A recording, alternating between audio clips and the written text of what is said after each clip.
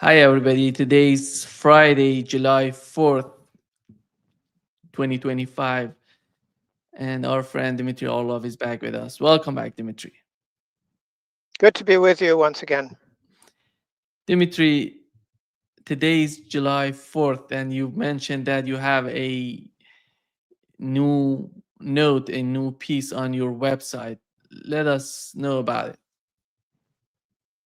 Yes, please go to boosty.to/club Orlov, CLUBORLOV, and there's a blog in honor of 4th of July holiday in the United States, Independence Day, um, which I made freely available to anyone and everyone. It's called How Donald Went to War. And it's an homage to Kurt Vonnegut, a great American writer. I hope you enjoy it. Please go there, and if you like it, please consider subscribing so that you can read all of my other articles that are on that blog. I publish one or two a week.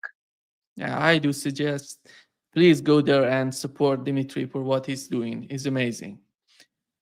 And Dimitri, let's start with what has happened during the call between Vladimir Putin and Donald Trump. And it seems that Donald Trump is not happy with the outcome, with the way that he did talks, the the sort of idea on the part of Vladimir Putin about the conflict in Ukraine was somehow developing during the more than 3 years of the conflict. He still says that it's Biden's war. I don't know what does that mean. He's the president of the United States. What does he want to get from Vladimir Putin that he's not capable of or he's not able of? Well, he can't have an outright Russian victory, which is what's going to happen. Whether it's Biden's war or not Biden's war, he can't have Russia win because it'll still be NATO's loss, and the US is part of NATO, biggest part of NATO.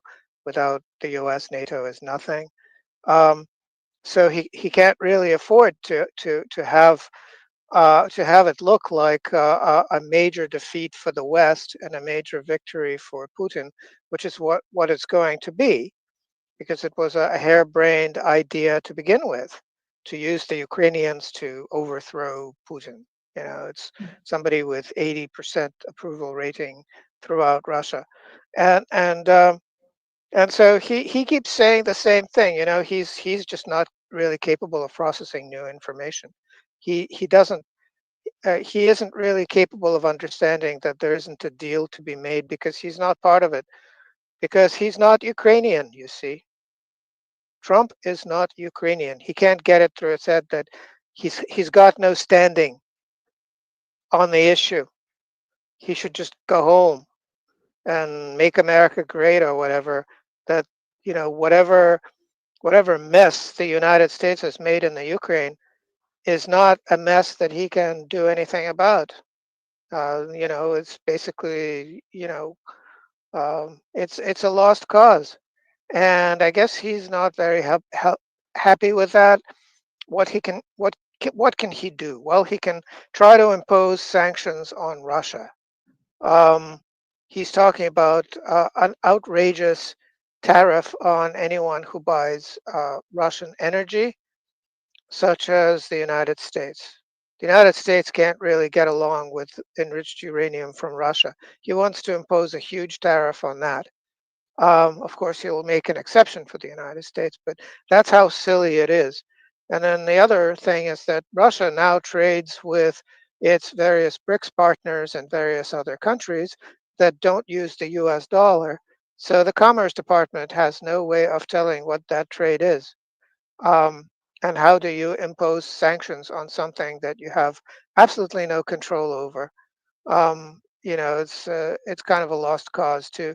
But he's pretending that he's the big guy and he gets to decide something. Good luck. You mentioned the concept on the part of MAGA. It was Make America Great Again. Do you think in those in the way that they're thinking of it, is there anything about the foreign policy of the United States toward Russia, for example, which we know is one of the three superpowers? How is that going to define? Because so far we haven't seen that much of the foreign policy on the part of the Trump administration. How is it going to fit in the picture of Make America Great Again? Well, he had some great plans. He wanted to make Canada into the 51st state. He wanted to absorb Greenland. He wanted to take back the Panama Canal. Um, he wanted to impose outrageous sanctions based on the US trade deficit with each particular country. The bigger the trade deficit, the bigger the tariff. And he thought that that would do wonders for rejuvenating um, uh, industry in the United States, not realizing that there's nobody to rejuvenate that industry because the industrialists are all that either dead or retired by now. There's just nobody to bring back industry in the United States except Chinese, and the Chinese are much happier working in China. Um, so it went nowhere. MAGA went nowhere. He has not succeeded in anything at all. And now he's pretty much folded on the idea of smaller government and balancing the budget and cutting the debt and all of that. And instead, Congress just passed the big, beautiful bill, is what he called it, which is going to increase the budget deficits, uh, raise the debt limit by a huge amount, raise federal debt by also a huge amount. And all of his domestic plans have fallen through as well because of that.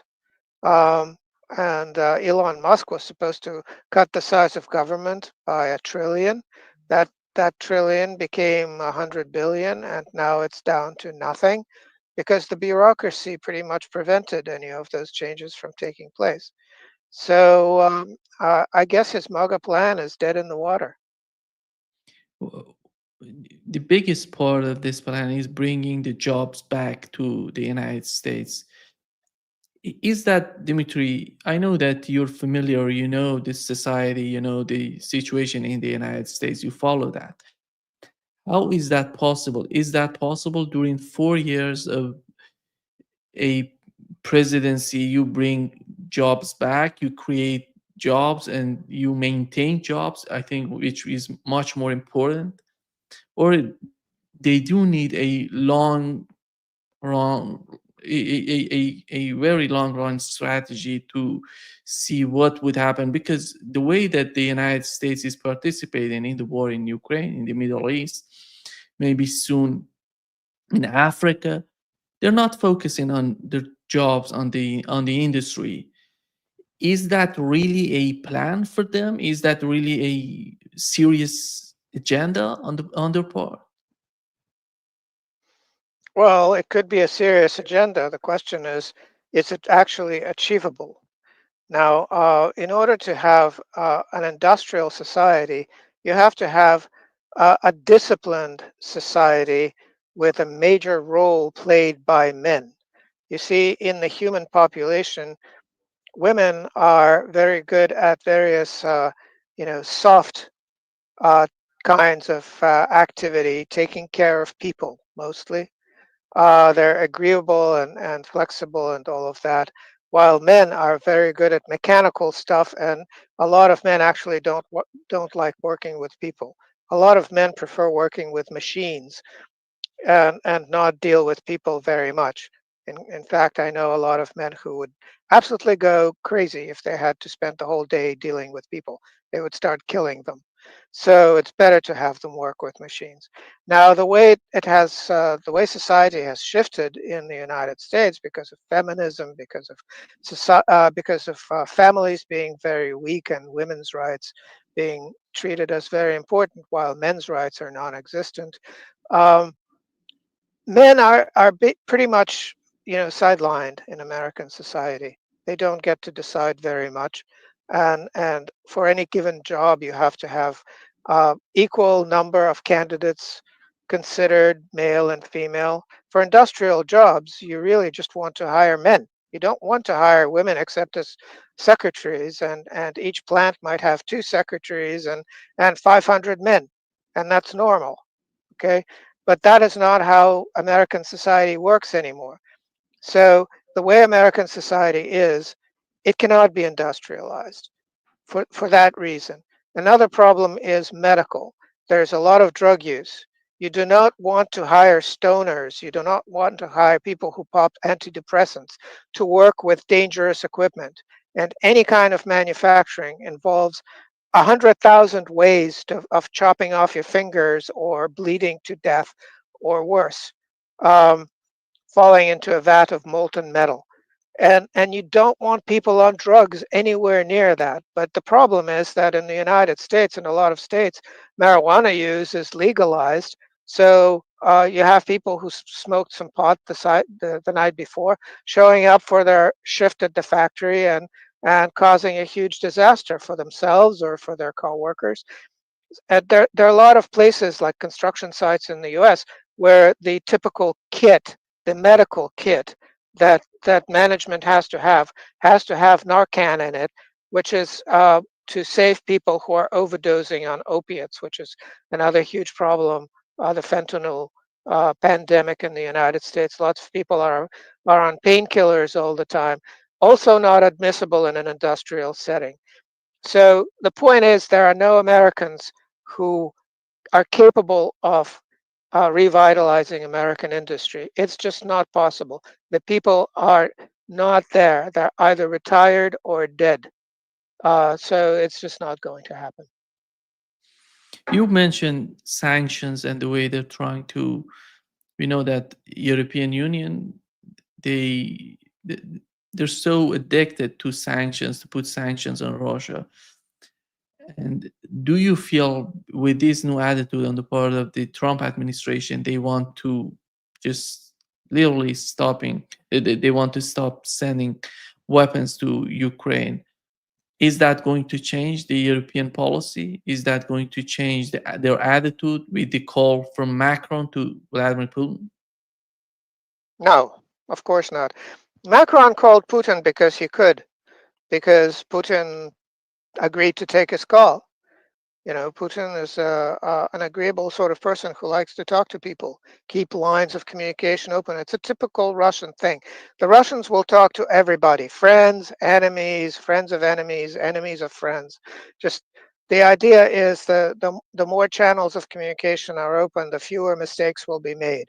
The fuller will be the information that everybody is dealing with. So Macron had a few things to talk to Putin about.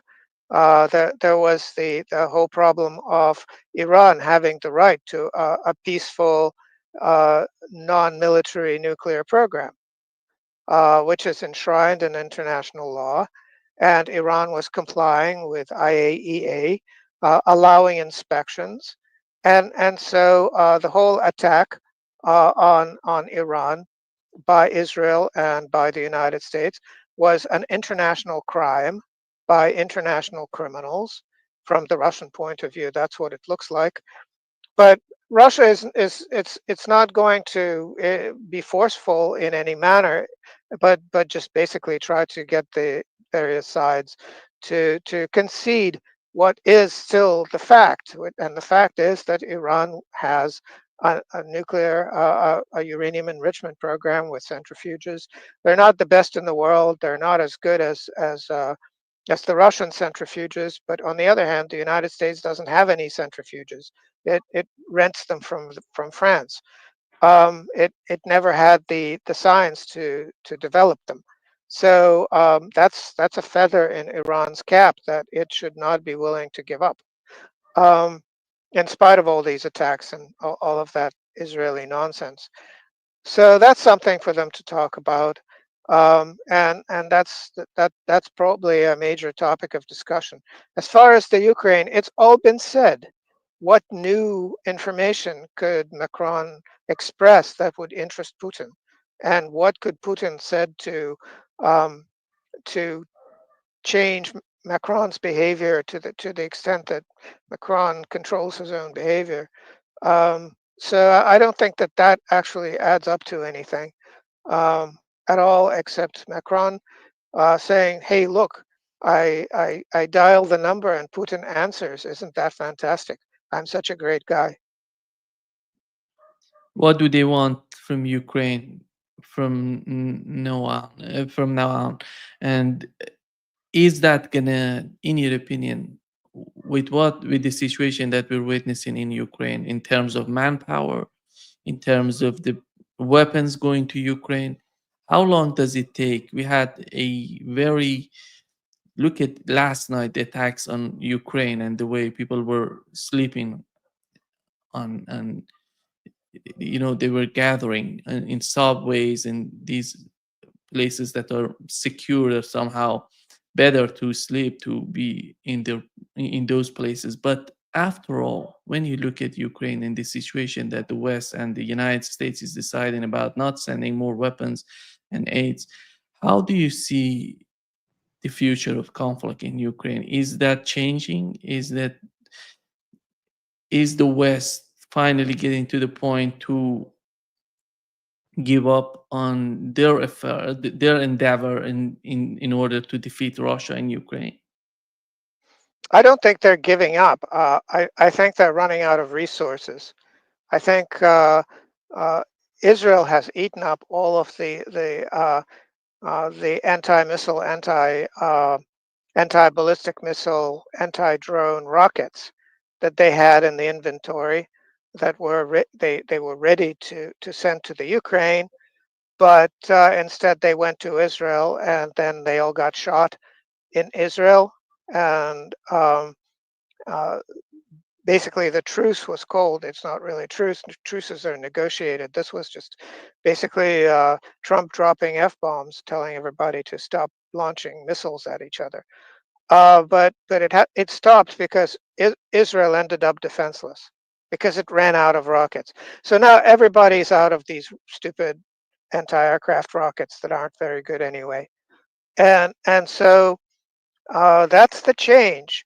Um, the Ukraine is now completely defenseless, which makes the Russian initiative to destroy what's left of the military-industrial complex and the army in the Ukraine. It makes it so much more effective. Uh, Russia, on the other hand, has really geared up production of these Geranium 2s, the drones, and also upgraded them a little bit so that they accelerate on the final dive towards the target, making them more difficult to intercept. So that's a major change. And in general, it has Russia has pretty much put out all stops uh, on destroying what's left of industry in the Ukraine, and that's ongoing. So on the other hand, the front line is moving rather quickly um, these days. A few population centers are taken every day. The locals that stay behind are just absolutely happy, elated to see the Russians come in general. Uh, the most commonly asked question seems to be, "What took you so long?" And so that's happening. On the other hand, the civil war that should be happening in the Ukraine by now is taking kind of a disappointingly long time. The Ukrainians aren't really rising up and you know killing Zelensky or stringing him up on a light pole somewhere in Kiev. Um, Zelensky fully deserves to end up as Mussolini did at this point, but the Ukrainians, for some reason, are not really doing a good job of that. I would say so. That's a bit of a disappointment, but I hope that it happens eventually. Can we draw a line between Ukrainians, specifically Ukrainians in the western part of Ukraine, and the current administration in Ukraine, the Zelensky administration, or they're pretty the same sort of concept? Is there any sort of differences between the two, the public opinion in the western part of Ukraine and the administration? Well, no, not really. The reason Western Ukraine was more in play during this Nazi regime era in the Ukraine is because there are people in the west of the country that actually speak a local dialect, which could be called Ukrainian. Actually, a bunch of different local dialects, and they don't really understand each other very well. So because these are messy village dialects, it's they're not really anywhere near an official language, but it was close enough. So as the whole country was told that they have to stop speaking Russian and have to start faking Ukrainian, the people who were best suited to fake it were the people from the west of the country. So they moved into Kiev and into official positions and etc. But it's all just kind of like a game. It's Ukraine is more of a cult, and speaking Ukrainian is part of the cult exercise. But as soon as the cult control, the mind control ceases, they just go back to being Russian and speaking Russian. How does Russia see Ukraine in the aftermath of any sort of Ukrainian settlement? Let's assume that finally they can get a settlement. How does Russia want to see the western part of Ukraine? A government which would collaborate with Russia somehow? Because after all, Ukraine is a country, still the western part of Ukraine is important for Russia. How do you see the way that Russia sees the western part of Ukraine, and they want to have a government to collaborate? They want to, or they maybe let it in the hand of the Europeans and Americans, because that, in my opinion, that wouldn't work for Russia, since we are they're fighting Ukrainians. They're fighting the West in Ukraine for more than 3 years. We're approaching 4 years of the conflict. Do you see the Russian government somehow trying to negotiate, trying to talk with the people who are not agreeing with the administration in Ukraine? Is there any sort of link between Russians and those people? Well, this is not a new development. Uh, this territory that people are calling the Ukraine is sort of a borderland between East and West, between Russia and Europe, has been for a very long time, and troublesome for Russia for that reason. And it suffered a lot of calamities in its history. One of them was the Tatar Mongol invasion, which basically killed everyone in Kiev and destroyed much of the territory and depopulated it. And after that, for quite a while, it was the wild field. And eventually, uh, the the Swedes of all people, who Swedes were a superpower, European superpower at the time, and the Poles took it over. And eventually, the Russians bought Kiev back from Poland. They actually paid money to get it back. But there was a period of time where that territory was called the Wild Field. And so I think there will be a recursion of that. That area will be a lawless, depopulated place where uh, Westerners will be prevented from entering and will be killed if they do. And that will be the only thing that Russia does with it. It won't it won't matter what's going on there. Ethnic mafias, whatever, for the few people who are left behind. You have to understand that the only people who will be left behind there are elderly people who refuse to leave. That's it. And no industrial activity, no commerce, nothing.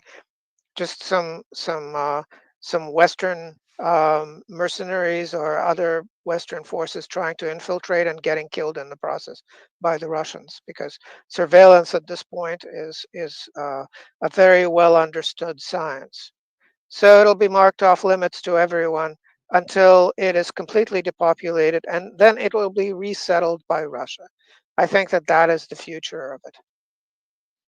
You mean that they're gonna have a governor in Ukraine, in the western part of Ukraine, and that would be the future? Is that, do you imagine being a country, because right now with the situation with their economy, it's just has just collapsed, and they don't know how to pay their people who are working for the government, and with the immigrants, with all of these difficulties they're facing with the conflict, how is that going to is we know that Russia is interested to help Ukraine, to help to have some sort of calmness, some sort of stability in Ukraine. But how do you find the approach on the part of the Western countries, on the part of Europeans together with the United States? Do they want that? Well, nobody asked them, specifically not the Russians. The Russians have explained what it is they want.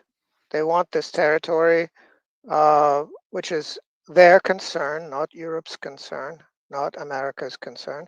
They want it demilitarized.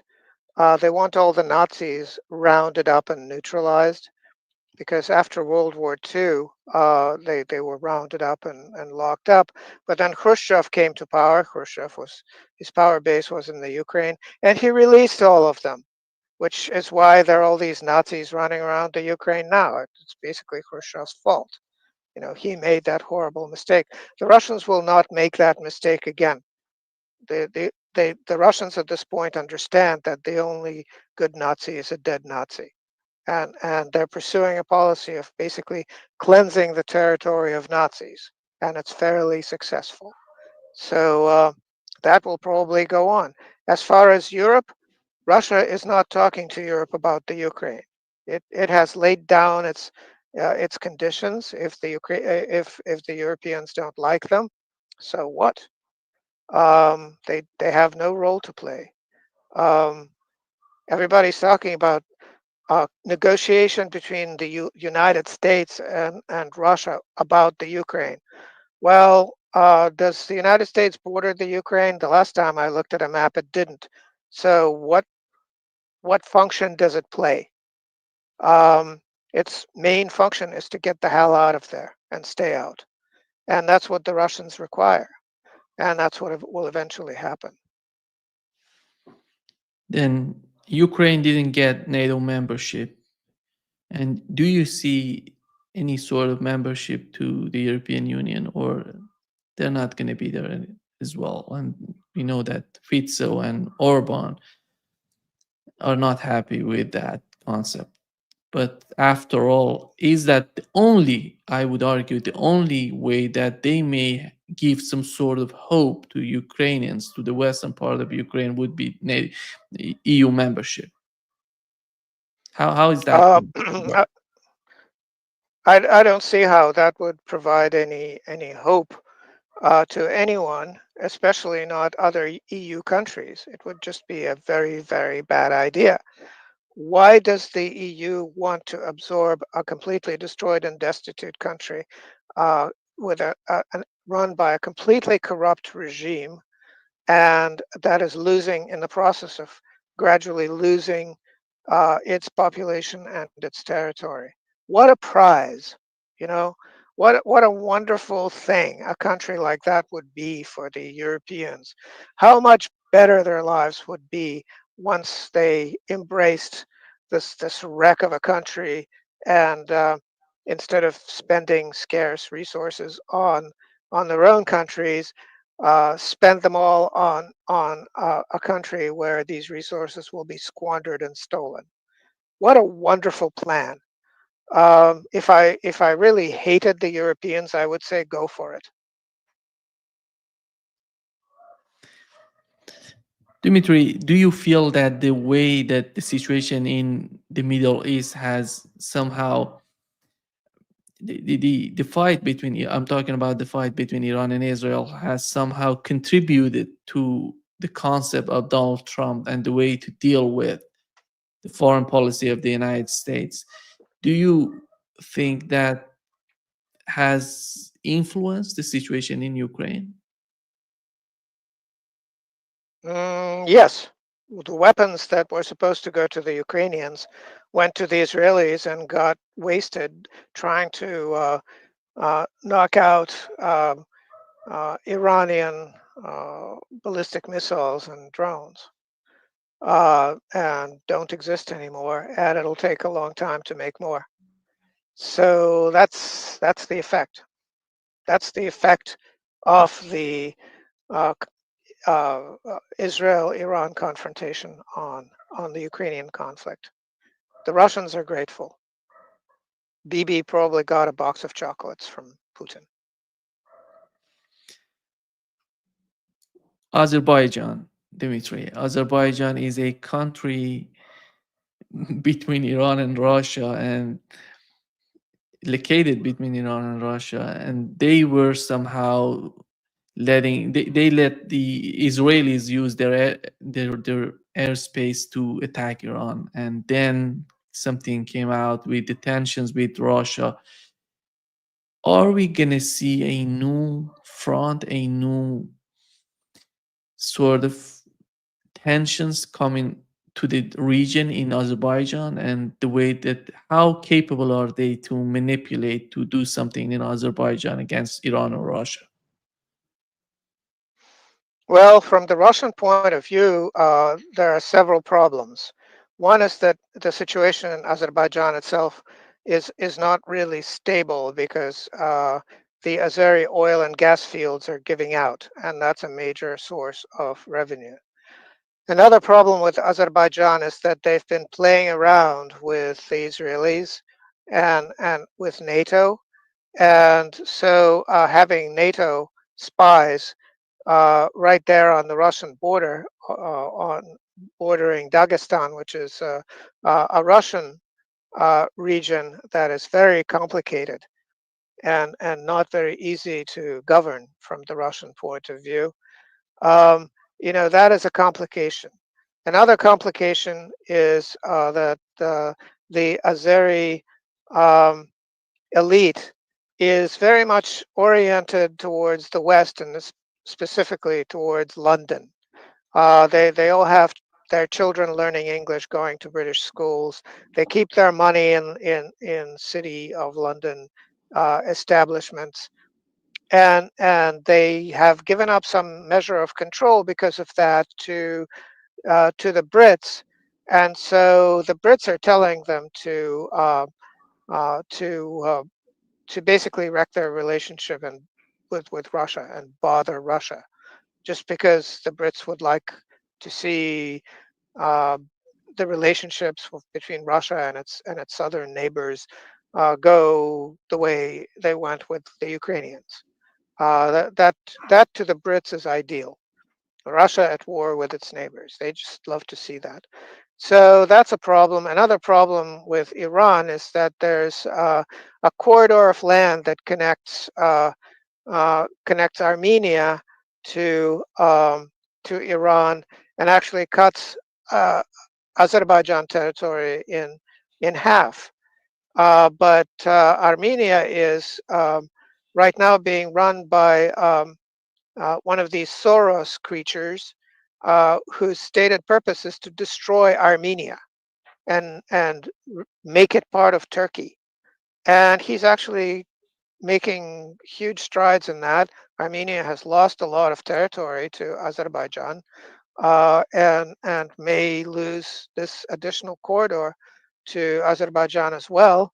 In which case, there will be a land route between Azerbaijan and Turkey, and they've been talking for a long time. Turkey and Azerbaijan were talking about uh, creating a system of one people, two states, because they're very similar. The languages are basically, as uh, the Azeri dialect of Turkish is basically just a dialect of Turkish, or the other way around, which are basically two dialects of the same Turkic language, very close. Um, so that would mean that NATO's biggest NATO nation, which is Turkey, would expand and Azerbaijan would de facto become part of NATO, which is not something that Russia would particularly like and would probably want to prevent. Another issue is ethnic mafias, Azeri ethnic mafias within Russia. There are millions of Azeris living in Russia. A lot of them are very well integrated into Russian society, and some are forming ethnic enclaves and ethnic mafias and breaking Russian law, and were treated as untouchable because Russia was, to some extent, trying not to upset its relationship with the Azeri government. But now the time has come for Russia to clean house, and ethnic mafias in Russia are just not going to exist for much longer. You know, there's a war against them now in Russia. And the Azeri government is, of course, very upset because these are people who provided a lot of money to Azerbaijan. Basically, they were milking Russia and sending the money to Azerbaijan. So these are respected people in Azerbaijan, and the Azeri government is, of course, very upset about that. And then, of course, there's the Aliyev clan. You see, there's a president, a perpetual president in Azerbaijan, Ilham Aliyev, who went to Moscow University, speaks perfect Russian. You know, he might as well be Russian, but he's got this ethnic clan um, running this territory, this former Soviet Socialist Republic that was pretty much handed to his father, and then his father handed it to him. And this clan really needs outside support at this point in order to remain in power, because within the country itself, it's not that popular. That they're basically their political capital is pretty well expended at this point, and so he is trying to curry favor with the Brits so that the Brits would keep him in power. And to give the Brits a reason to keep him in power and to assist him, he's willing to wreck his relationship with Russia.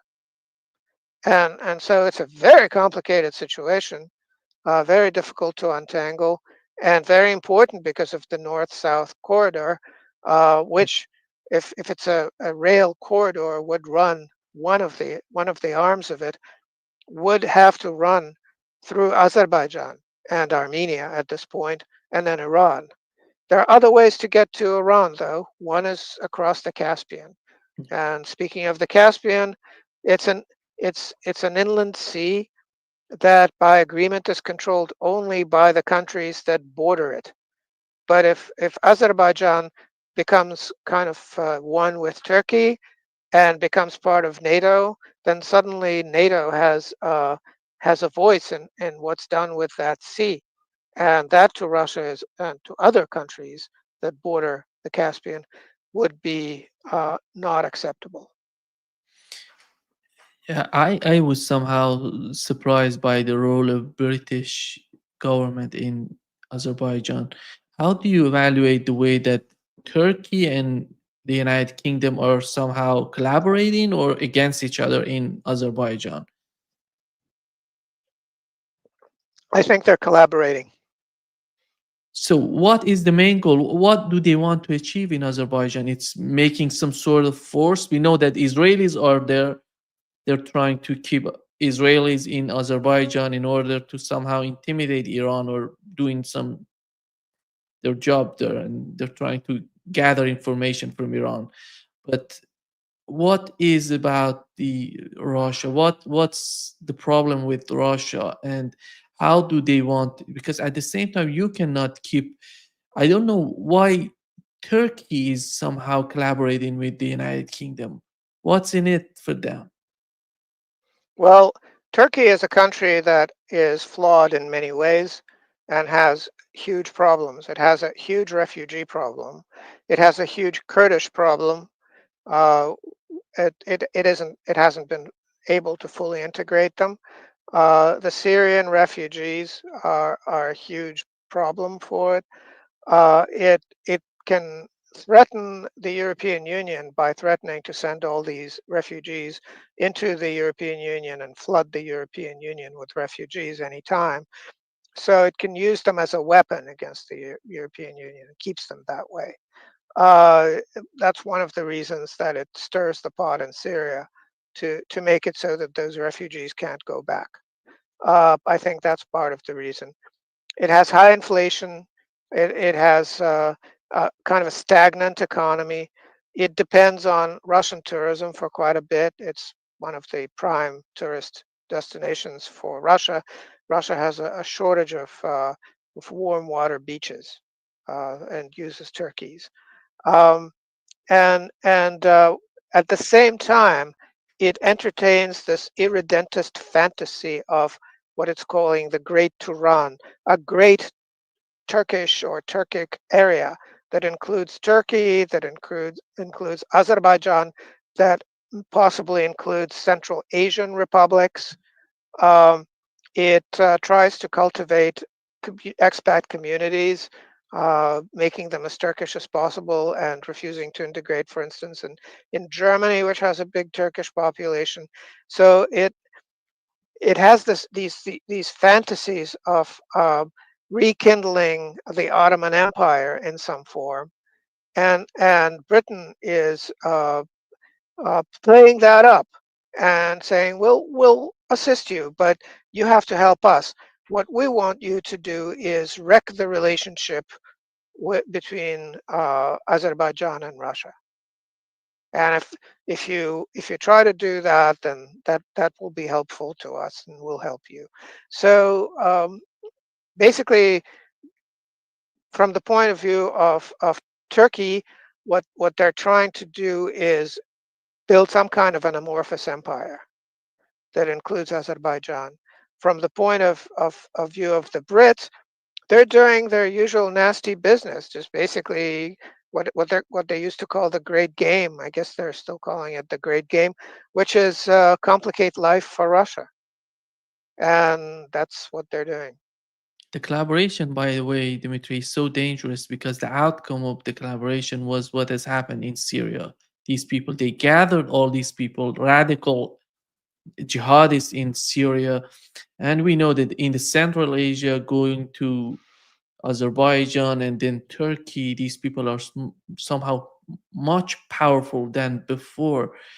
And do you feel that after all there would be some sort of collaboration on the part of Russia and Iran to deal with it? Because it's not about, it's about the security of both countries and the way that they may somehow influence the Iran and Russia by these movements that are, I, because Ukrainians, look at the way that Ukrainians were somehow training these people in Idlib and collaborating with them, and the communication between these people and Ukraine that we know which is run by the British intelligence and British government. They're so much powerful in Ukraine. How is that going to influence the future, the vision on the part of Iran and Russia toward this sort of movement that you mentioned, the collaboration between the United Kingdom and Turkey together with Azerbaijan? Well, it's unclear how that's going to unfold, but I think that there's a common theme to all of that, which is uh, uh, Central Asian republics, which are relatively well run, Azerbaijan, which is relatively well run, uh, getting rid of their undesirables by sending them to Russia or to Syria. All of these people that are quote unquote terrorists or criminals, um, they try to expel. They try to push in the direction of one border or another. Now, Russia is the easiest for, or has been the easiest for the Central Asian republics because there's a special no visa requirement um, for uh, for former Soviet socialist republics. So they go and they get a permit and are allowed to live and work and form ethnic enclaves and form ethnic mafias. And the Russians, and this has been going on for ever since the Soviet Union fell apart, with sporadic efforts to fight back. And now Russia is getting very serious about it. Now Russia is really tightening its uh, immigration controls. So in the future, migrants that come to work will only be able to stay while they have an official job and paying taxes, and they won't be able to bring their families with them, etc. Lots of requirements. Uh, uh, Migrant workers who have brought their families and somehow obtained Russian citizenships face some amount of scrutiny, etc. So all of that is happening in Russia. And so all of that kind of human refuse is now sloshing towards other countries such as Syria. And so that's really bad for former Syria. That's bad news. Yeah. Dimitri, we have the BRICS summit here in Brazil, in Rio de Janeiro. And we know that if we want to have a better situation in the future, we're going to have a better financial system, a better communication in terms of the economy of these countries who are trying to do something within BRICS. In your opinion, what are the main goals to be achieved in the near future, not in a long run? In a long run, there has to be some sort of plan in a long run, and they have it. But in a for the near future, what do they see coming out of BRICS that could change the situation with the West, that could bring some sort of balance between the East and the West, and the way that they have dominated the financial system for such a long time, and how do you see BRICS coming in and doing something in the near future? Well, I think that the major problem, the major success is that now BRICS countries trade with each other in their own currencies to a large extent. The big problem is that various risk assessments to some extent and valuations of commodities still come from places like London and New York and are based on the US dollar one way or another. So that I think is the next frontier for BRICS to to uh, to deal with, because as Western countries kind of fade from view as far as the BRICS nations are concerned, the non-Western part of the world continues to grow and trade with itself, and the Western part of the world continues to shrink and dream of going to war with Russia or whatever crazy thing they're thinking about that nobody really wants to talk about. Um, it is very important that the BRICS nations figure out how to price things in their own currencies instead of the US dollar. I hope that that's going to become a major topic of discussion among them, because and the other thing is that they've done a great deal to dollar proof themselves and euro proof themselves, but are they really ready for some climatic event like the US dollar suddenly becoming toxic to the extent that dollar based trade just stops? Are they ready for that? Will that cause a huge amount of disruption? Or are there emergency plans in place? I would say that those emergency plans are very important at this point. Is India going to help to facilitate the situation, or you see India still as a somehow a wild card on the part of the United States? They can do something with India. Well, I think that it's a question of what India can do with the United States. Indians are now the richest ethnic group in the United States. They've displaced the Jews. Consider that. Used to be that the Jews were the richest in America. Now it's the Indians, and you can see that during the last presidential election we had a bunch of Indians popping out. There was Ramaswamy running for president for a while.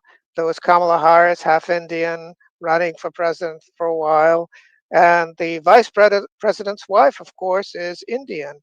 and they went to India and made their bows and all of that, and were graciously received as fellow Indians. So the United States we used to talk about the Israeli lobby or the Jewish lobby in the United States. Well, that is kind of fading a little bit. And what we should be talking about is the Indian lobby in the United States, because the Indians are pretty well organized, and it's a huge, powerful country, unlike Israel, which is a tiny little uh, nubby of a country that everybody can pretty much ignore unless Americans kind of treat it as their own special colony. Uh, India is too big to be at this point to be anyone's colony. It makes its own moves. But in terms of whether it's east and west, well, there are a lot of Indians in the west, and it straddles the two hemispheres, and so things are complicated. Do you think that China and India were capable of putting their differences aside, or we're gonna see that sort of situation between the two countries boiling up again? I don't think they'll boil up. I think that India is sort of funny because it has the pure capitalist model pretty much for its economic development. On the other hand, it has entire provinces that are run by communists. And so it's very diverse and complicated, but doesn't really have a common scheme. And that hampers its economic development. I don't know to what extent they realize that that's a problem. But China, on the other hand, combines some elements of free market capitalism with uh, communist political control. And that is a very successful model that they copied from Stalin and improved. Stalin came up with absolutely the most successful economic model the world has ever seen. And the Soviet Union saw just absolutely ridiculously high rates of growth that nobody, not even the Chinese, were able to repeat. But China has copied that model and made some improvements on it. So now it's the Chinese model, not the Russian model, which the Russians abandoned kind of by accident because of Khrushchev. Um, and so India could sort of start looking in that direction, I would say, if they could. Um, they're very much influenced at the educational level, et cetera, by the West, not so much by the East. And closer relations with Russia and closer relations with China would probably help India a great deal, much more than its traditional relationship with Great Britain or with the United States. Is the relationship between the Great Britain, the United Kingdom, and India is that still complicated?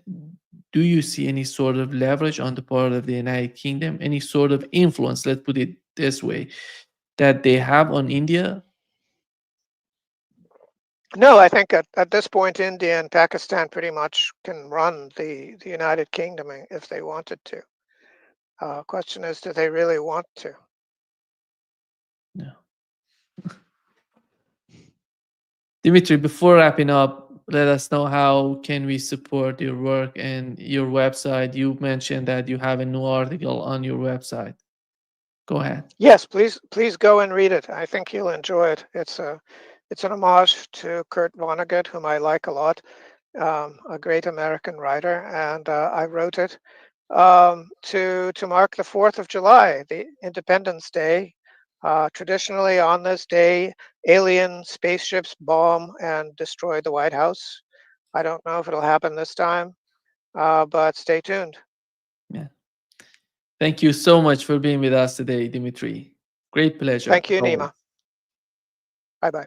Bye.